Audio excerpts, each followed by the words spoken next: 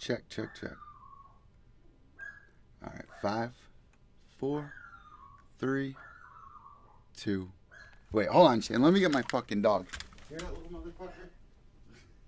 Hold on.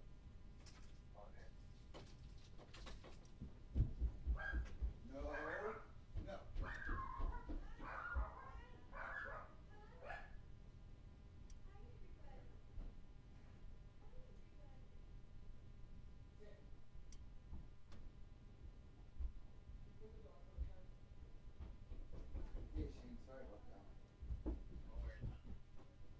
All these women and dogs upstairs. 5, 4, 3, 2. What's going on, guys? Welcome back to Pure Evil. I'm your host as always, and as always, I'm joined by a very special guest here. We got Shane Burgos calling in right now, who's been on the show quite a few times, man, and you've actually had a pretty successful year this year, especially in your last fight that you just had, man. So thank you for joining us here on the show. What are you on your way to practice right now? Yeah, man, no worries. Thanks for having me. But yeah, I'm at practice out. I'm sitting in the parking lot. Just got here a little early so we can do the interview. So before we even talk about, any of your fights or anything, were you able to catch last night's fights? Yeah, of course. I'm not just a fighter. I'm a huge fan of the sport, so I make sure I catch every fight. Yeah, I know. I remember you were on Ariel's show, and you guys had that little trivia test and all that. So I know that you're a big fan. So I got to ask right off the rip, how do you think JDS versus Tai Tuivasa is going to go? That's an interesting matchup. Yeah, I love that fight, honestly. I'm pulling for Tai. He's a cool guy. I like him a lot. But I think JDS is going to be a little bit... I think he's a little bit more polished when it comes to his boxing, and I know Tai's not really going to go for takedowns. So I think that JDS is going to keep him at bay with his jab. I see him winning the decision, or maybe a late TKO, but I think I'm going to go with JDS by decision in that one. And then you got Shogun Rua also in the mix, which is another guy who's it's so crazy. Tonight's kind of going to be it's sad because you got Mark Hunt, who's about to, make his last fight. Shogun Rua. There's all these legends. Yep. So and it all seems like a passing of the guard kind of night, but we'll see how it goes, right? Yeah, and that kind of segues into what I wanted to really talk to you about. Tito Ortiz versus Chuck Liddell went down last week. Let's start there. What did you think about that fight? How did you feel before and then especially after? Before, I thought it was stupid, honestly. Not the actual fight, but the way. No disrespect to Chuck, but the way he was looking, he just did not look like a man getting ready to go into a mixed martial arts contest with another guy that's trying to rip his head off. He looked too slow. He looked significantly older than he's looked in the last couple times I've seen him. It was sad, honestly. It was sad. I don't necessarily feel bad. He got paid. He signed up to do that, but maybe he ran out of money. Maybe the money was thin. He got to support his family. For whatever reason, he did it. I don't know, but I wasn't a fan of it. And then afterwards, just the way he looked inside the cage and going down like that, it was really hard to watch. So, what do you feel about the Golden Boy Promotions even having this fight? They couldn't even promote it the right way. He was pronouncing Chuck Liddell as it was just bad, man. It was a cringe fest. It was. That press conference was, it was cringeworthy. But if there's other promotions out there that are going to treat fighters good and pay them, that's cool. I'm all for that. But this one just seemed like it just seems so amateur, honestly. It really did. So, seriously, do you think that promotion's going to move forward, or do you kind of think that was like a one-hit thing? Because, I don't think so, but, you never know. If they start offering guys money, I think guys are going to jump at it, but I guess they're going to have to do that because I saw some of the payouts for the undercard fighters, and it was nothing to, it wasn't lucrative at all for these guys. Yeah, I heard a lot of these guys got paid less than what they even made in the UFC, and in this case, you can have sponsors and stuff, and the UFC, everyone complains and complains and complains, but then go test your foot in other promotions, go dip your toe in the water, and this is what you get. They don't even know any of the other fighters that were even on the card. It was sad. Yeah. It was really sad. So how do you feel about a lot of the fighters that are leaving the UFC and going to these other promotions? Because, to me, the UFC will always and still is the #1 promotion in the world.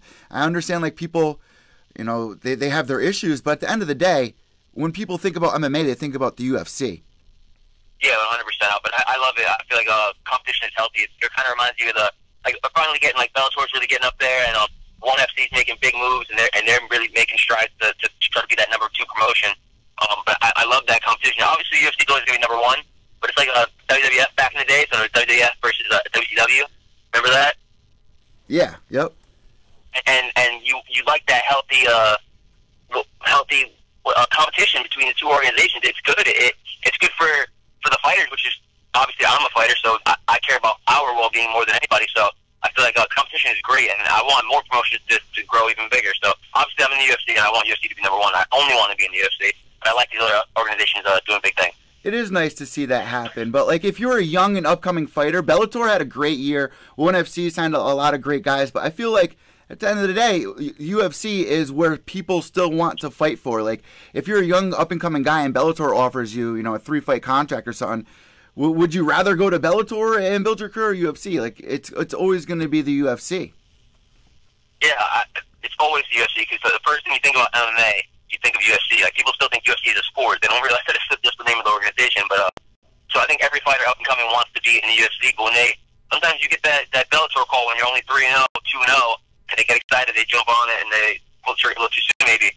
But Bellator's coming up, so I mean, it's not a bad organization to fight for at all. Well, listen, in the last couple of years, your gym especially has had breakthrough with a lot of guys, Mike Trezano being one of them, who just came on the show last week. And you actually told me, I think last year or the year before that, you're like, keep your eye out for this kid. He's coming around. And he told me he's been with that gym since he was like 10 years old. So what do you think about Mike Trezano and his future in the UFC right now? Because he got called out last night. I forgot by what fighter. But, people got their eye on him.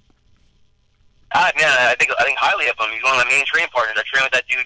He's helped me he's been one of my main training partners for basically every one of my fights. So him, Julio, those two are like my main two training partners. So I think very highly of my teammates. But we're gonna see how he does because he's a workhorse, man. He's phenomenal in the gym. He's good. He knows how to perform on fight night. He looked great in that last fight. I'm excited to see his future unfold too. Hey, for Julio, I saw something really interesting last night. He went to go to a child's house who suffers from a rare disease. Do you know anything about that? What was the story there? Yeah, I didn't know before, but I don't know what the kid has exactly. I don't want to butcher it or anything, but I think the kid was suffering from some type of cancer or something, and he went to go. He's a martial arts fan, the kid. So Julio paid him a visit, hung out with him, showed him some moves, sparred with him a little bit. It was awesome, man. I saw that and it kind of like made my heart melt a little bit. And what's going on with Julio? Does he have an upcoming fight soon? No, nothing yet. He's just resting, getting ready. I mean, that dude's a fucking workhorse, too. That kid is in the gym nonstop. So he's chomping at the bit to get back in there. And what's next with you right now? Because you fought twice this year. It's coming towards the end of 2018. 2019, just a couple weeks away. What are your plans? Do you have anyone on mind, or what's your game plan here? 2018 is obviously basically done, so this year's done. But 2019, I mean, whatever they call, I'll answer. That's how it usually goes. So we'll see. Nothing planned yet. Nothing scheduled yet. I'd like to get back in there in February, March. We'll see. Any event come to mind? I know that they're coming back to the East Coast in not too long.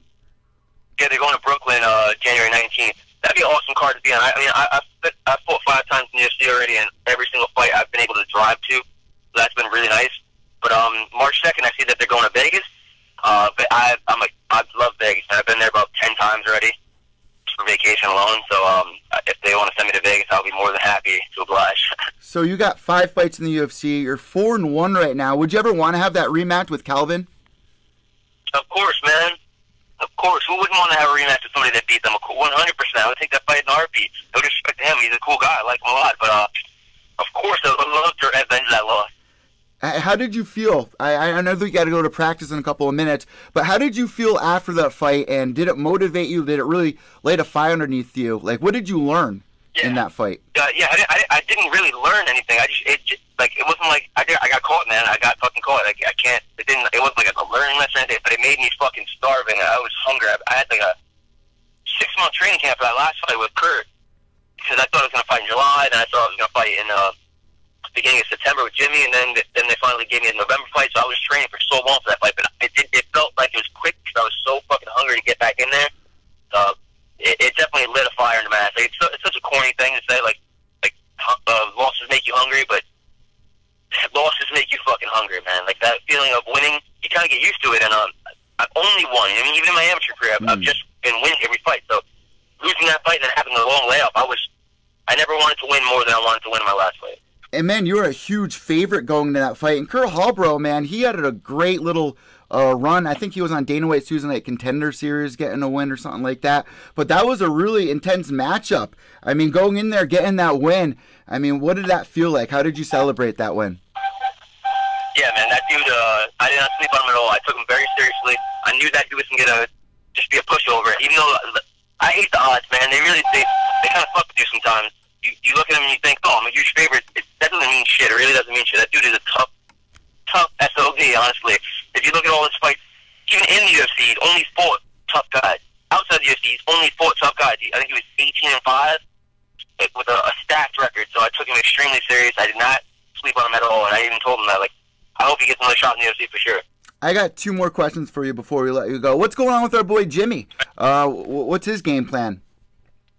He's just waiting. He was hoping for a Sinsao fight, but it looks like a Sinsao's going to fight Marlon now, so he's just staying ready. He's in the gym all the time now. He's actually helping one of these guys get ready for a TFC title fight, Alexander Keshtov. So he's been training and sparring a lot with him. So Jimmy's ready, and whenever he gets that call, he'll definitely be ready.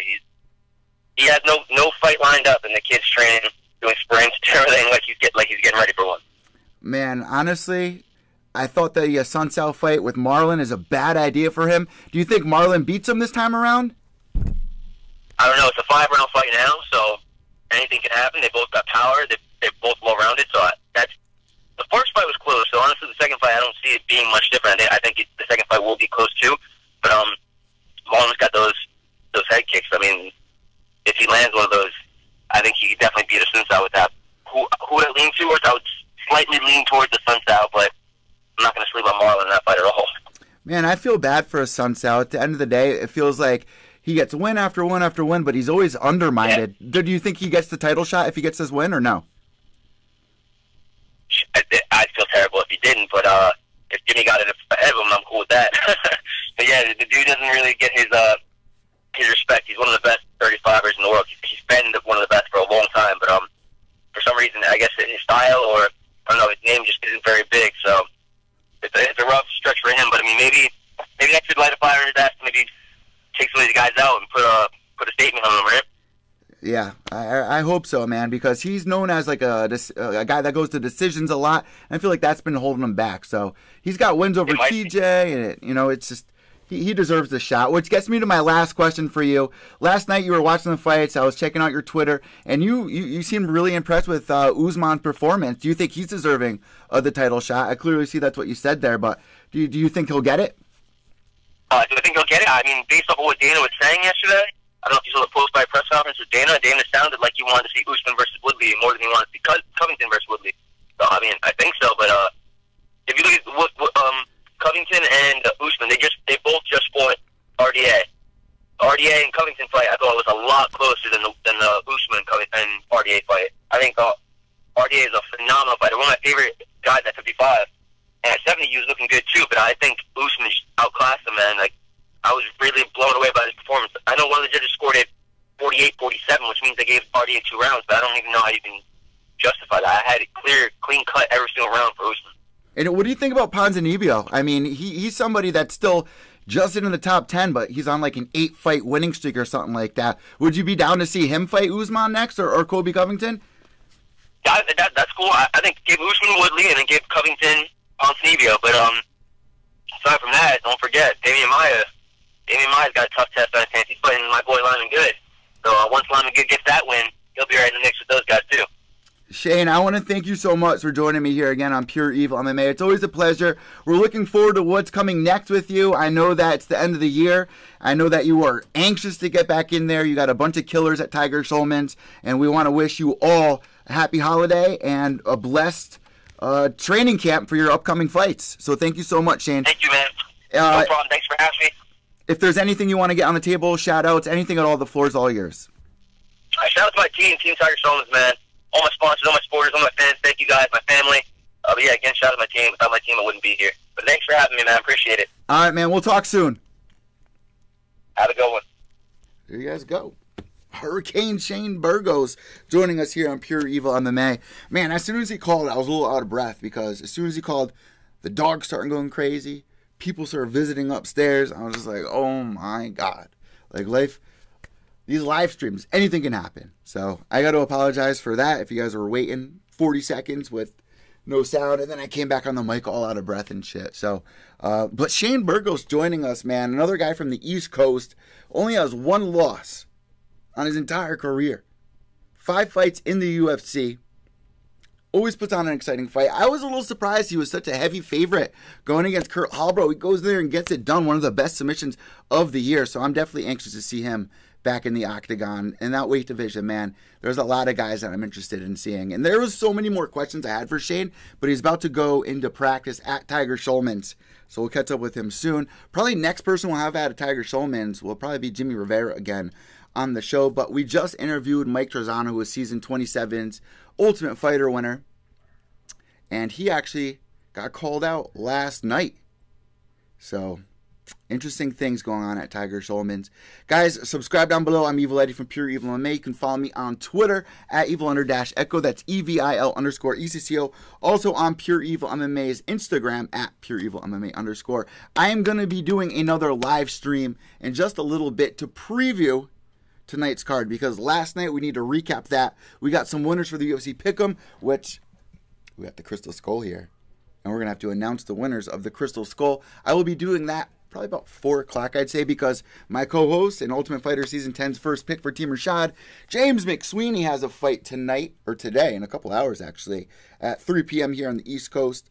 I think 9 p.m. on, where he's in Germany, Frankfurt, Germany. And, man, I really hope he gets the win. He looks calm, cool, collected, focused right now. And it would mean the world. I get so nervous when he gets ready for these fights. Because you just, how am I not going to be biased? Like, he's fighting, 5 times this year, I feel like? And, man, he puts a lot of work in. He's such a vet. And speaking of Tai Tuivasa, those two fought. Tai Tuivasa got signed to the UFC after he beat James McSweeney. Fingers are crossed for James tonight. We will be doing episode 9 of Gloves Off. We're going to be discussing this fight. We're going to be discussing Tito versus Chuck.